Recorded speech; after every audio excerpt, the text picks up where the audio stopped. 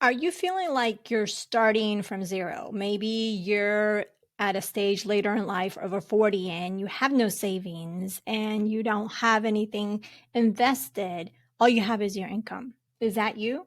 Well, it's not all doom and gloom. There are things that you can do to turn that around, to make things really work for you. And I'm going to share with you 3 steps that you can take today. So don't go anywhere. Before we jump into today's content, keep your ears peeled for a unique reveal I'll be sharing midway through the show. It's something special just for you.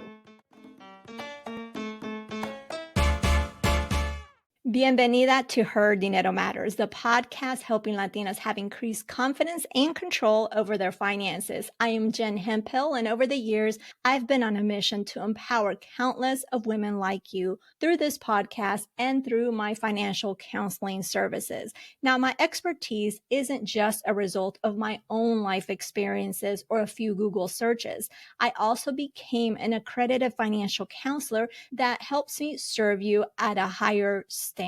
Now, if you've been liking what you're seeing and hearing, make sure you hit the subscribe button so you don't miss a thing. Now, let's get the show started. I can't tell you how often I get this question where I'm starting from zero, I'm over 40, I have no savings, I have nothing in retirement. All I have is my income. And it feels like doom and gloom and like maybe there's there's nothing you can do. But I can tell you if this is very familiar to you, if you've been feeling this way, if you are in this situation, you're not alone. As I said, I get this question all the time, and the good news is that you can turn things around. In this episode, I'm going to share with you 2 key questions that you can ask yourself to get unstuck.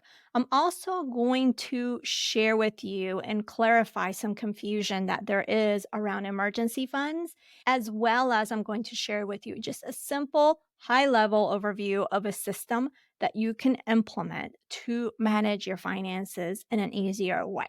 You ready? So, when you are feeling stuck because you're starting from zero, maybe you're starting later in life, you have no savings, no retirements, and all of that.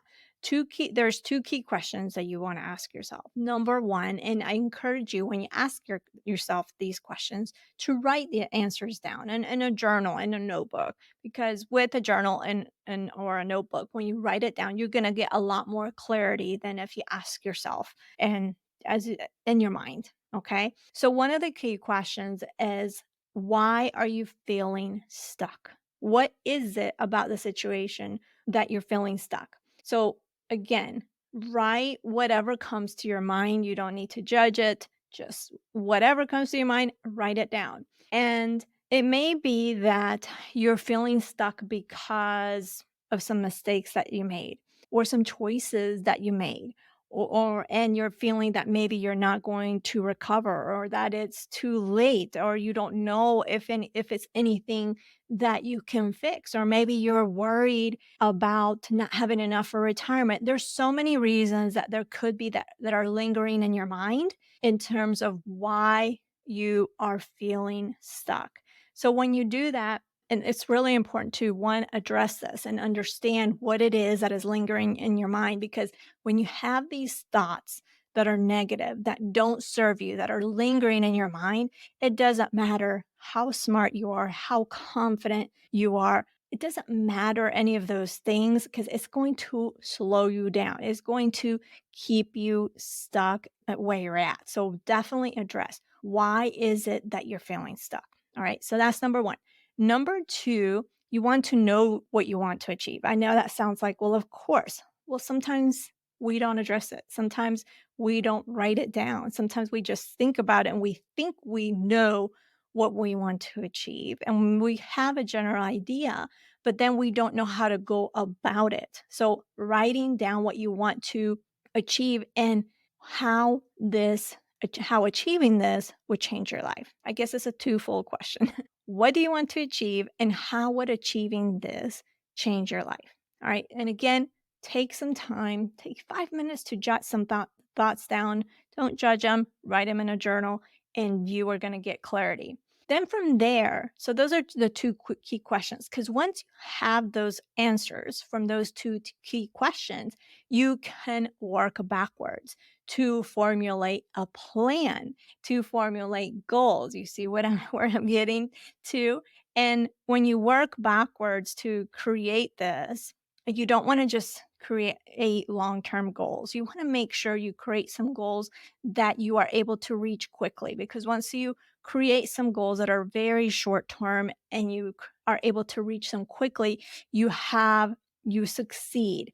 You are and you have this feeling of success, which means you have a feeling of achievement, which means you're going to be motivated to continue. So just make sure, yes, you can have long-term goals, but make sure you create some short-term goals that you are achievable in a very short period of time. Here's some examples of like some long-term goals that are going to take a long time to achieve, and you need to continuously be motivated to achieve them. Maybe a down payment for a home. And a short-term goal can be 1 to 3 months in emergency savings.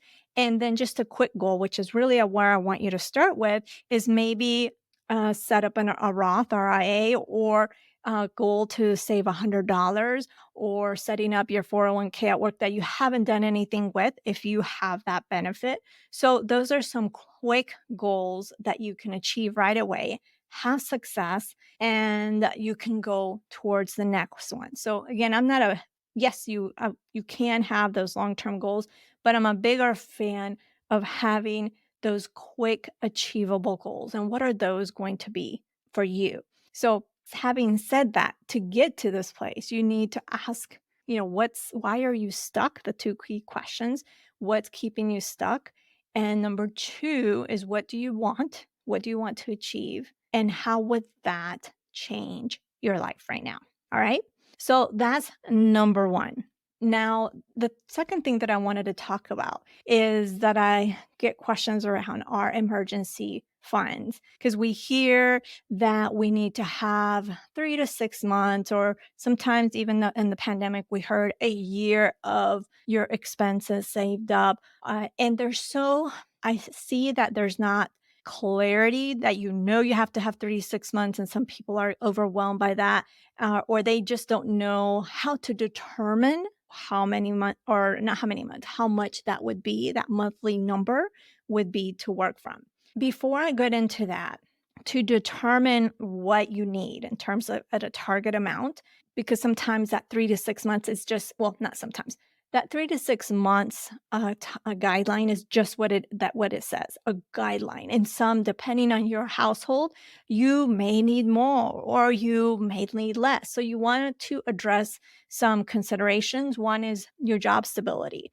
And the industry that you're in, do you see a lot of layoffs? If you do, maybe you want to make sure you have a good cushion for your emergency fund. So instead of 3 months, maybe 6 months, or if you can push it more, right? Maybe you have unsteady income. If you have unsteady income, you may want to have more in emergency funds. If you're near retirement, then you might want to have more of that emergency fund, especially when if you approach retirement, you retire, and then maybe some things don't kick in like you had planned, then you're going to need some money to touch for that time to get you by through those times. All right. Or maybe some in your house has some special needs. Unless they're already calculated in your monthly expenses, maybe that is a reason to increase the amount that you need, or that will help you determine your target number. Okay. Or maybe you are in a career transition where you're wanting to move to another job, and maybe there's no income. Of course, then you would have to rely on your emergency funds, right? So those are just some things to help you determine how your target number, right? So yes, 3 to 6 months is a start, right? But you also want to make sure that you consider your own unique circumstances, and that's important to know. All right. What you include in your calculations. So, what you include are your monthly bills and expenses. And what you don't include are anything that you would cut out when you're lacking the extra income, like maybe eating out, a future car, the vacations, any of those wants, if you will, you don't want to include in your target number. And one last note on emergency funds. When you calculate that target number, if it feels overwhelming and it feels like unreachable, break it down into smaller goals. Instead of saying I need to get to 3 to 6 months or a year, whatever you have determined is your need, that could be your long-term goal, but your quicker goal or your short-term goal could be reaching that 1 month. Because again, you need to make sure that it's a small enough goal that you can achieve success quickly. Because if you can't achieve success quickly, their chances are higher that you're gonna give up on working towards that goal. All right. So hopefully that helps. The third thing that I wanted to talk about, and that will also help you, especially if you're starting from zero, so that knowing about emergency funds and building an emergency funds, that is something that if you're starting from zero and you have nothing, that is something that you can work towards. Ready to transform your financial life with ease and confidence? Discover the Her Dinero Matters Money Planner, your ultimate digital tool for simplifying money management with its unique blend of psychological insights and practical budgeting tools. This planner is not just about tracking expenses, but about rewriting your money story. Whether you're aiming for big financial goals or everyday financial wellness, this planner is your personalized guide to simplify your money management and elevate your confidence. Download your copy today by visiting jenhemphill.com/planner for more details and even get a sneak peek inside. Use the code REINA at checkout for 10% off. The other thing that if you're starting from zero, don't have anything but your income, starting later in life, just make sure that this is another thing that I want you to consider and implement. And that is a system to manage your finances. What do I mean by a system? But a system is just a way for you to look at your finances and make sure that you're able to do literally everything that you need with your finances. And here's what I mean by also a system. It's just some people use, for example, some people use a credit card to charge everything and then they pay it off. That is a system because you're able to see and visualize where your money is going, because with that credit card, it breaks it down and it gives you this is what you spent in entertainment, this is what you spent in food, and so forth in that. So you're able to see where your money went more easily in one place. All right. If you're not able to do that, and I'm not encouraging everybody to open a credit card, because a credit card is not for everyone, especially if you've had issues with recurring credit card debt. So what I'm talking about when I'm referring to the simple system I referred to earlier in the episode is making sure, chances are you already have one account, making sure that you have a few accounts. And I'm not going to tell you open up an account for every single thing. No. So if you've been here for a while, you know I've opened up multiple accounts a long time ago. And right now I'm actually reducing the amount of accounts. But anyway, so you want to have, I'm going to say 3 accounts. One for your bills, meaning your money goes into that account. And from that account, it's siphoned, I think is the word. It's funneled to your bills and it's funneled to other things that I'm going to tell you about. So that's one account. So basically, your income goes in that account, and from there you pay those bills, your utilities, your mortgage, your rent, your car payment, whatever it is that you may have. Then you're going to have a separate account for your daily living. And there, if you've created a budget, you're going to funnel or transfer some money to that daily living account for your daily living expenses, the groceries, the eating out, the gas for the car, transportation, those type of things. Okay. And that way you can visually see and you're not touching. Like if you go over in the groceries or go over and eating out, well, it's going to be a set amount. It's not going to allow you to go over, especially if you're using that set amount that you set in your budget. But also the other thing is it doesn't affect your bills because it's completely separate. So if you were to go over on your budgeted amount for eating out, it's not going to impact the bills because that's in a different account, right? And that money was set for the bills and it's not going to impact whether if you had it together, it could impact and you may not have enough money if you're not careful and you go over on eating out, which is very common for a lot of people, then it is going to impact your bills because you went over, so there's less money for your bills. So that is a huge benefit. And then the third account that you can have is for those occasional expenses. So it could be the clothing, the gifts, the vacations, the what else? Going to the haircuts, sports, things of that sort. Anything that is not coming on a monthly basis, you can again, if you create a budget and you already know how much you need for those occasional expenses, then you separate that out, meaning you transfer that amount of money. And again, what the benefit here is one, it doesn't touch the bill account. It doesn't touch that. So you're set. You know that the money that you have in the bill account, you're good. And the other thing, when you set that money, you can call it your discretionary expenses, whatever it is, you're saving towards those occasional expenses. So when they come due, when you are going Christmas shopping, where you're in a month where you have a lot of birthdays to buy gifts for, whatever, then that money has been accumulating in that account, right? And you don't have to necessarily touch that credit card and not know how you're going to pay for it later. All right.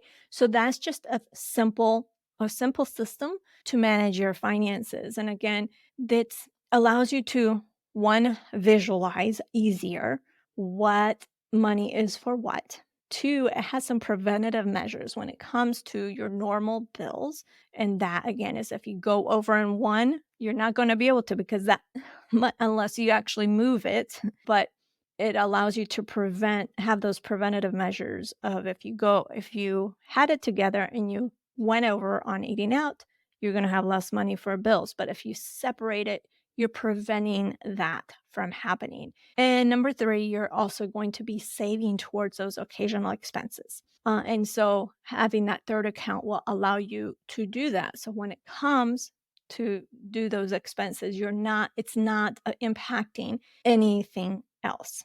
Hopefully that makes sense. Of course, if you need any clarification, let me know. I'm just private message away on Instagram. That's probably the easiest way and that you will find me. So let me know what questions you have. Setting up your system doesn't have to be hard. And actually, my digital money planner can help you with this. So if you haven't checked it out, be sure to do so. Let's do a quick temperature check. From when you started listening to this episode, you may have felt that you didn't know where to start. But now, since you have listened to this episode, how are you feeling? Do you have a place to start? Are you clear on what you need to do? Are you feeling more confident and excited about the possibilities for you? Hopefully you do. If for some reason you need clarification, again, just send me a message, a DM on Instagram. I am available and I will be happy to help because there is a chance that I miss something. I'm only human. So there is a chance that I missed something in explaining. So if I did, let me know. My feelings won't be hurt. I'm here. My purpose here is to help you. Next week, we're going to have a phenomenal guest who is a woman in fintech who is on a mission to change the way that financial services serves women in terms of serving us better. So don't miss that one. Bueno, pues that is everything. Thank you so much for tuning into this episode. I know you've had lots of choices to choose from, but you chose this one, and I'm grateful for it. You can check out the show notes over at jenhemphill.com/385. That is jenhemphill.com/385. Plus, you will see in the show notes that if you really dig this content today, if you like this episode, there are going to be recommendations of other episodes like this. So be sure to check out the show notes for that as well. Remember, being the reina of your money starts now simply by claiming it. I believe in you, and so should you. Nos hablaremos el próximo jueves. Ciao.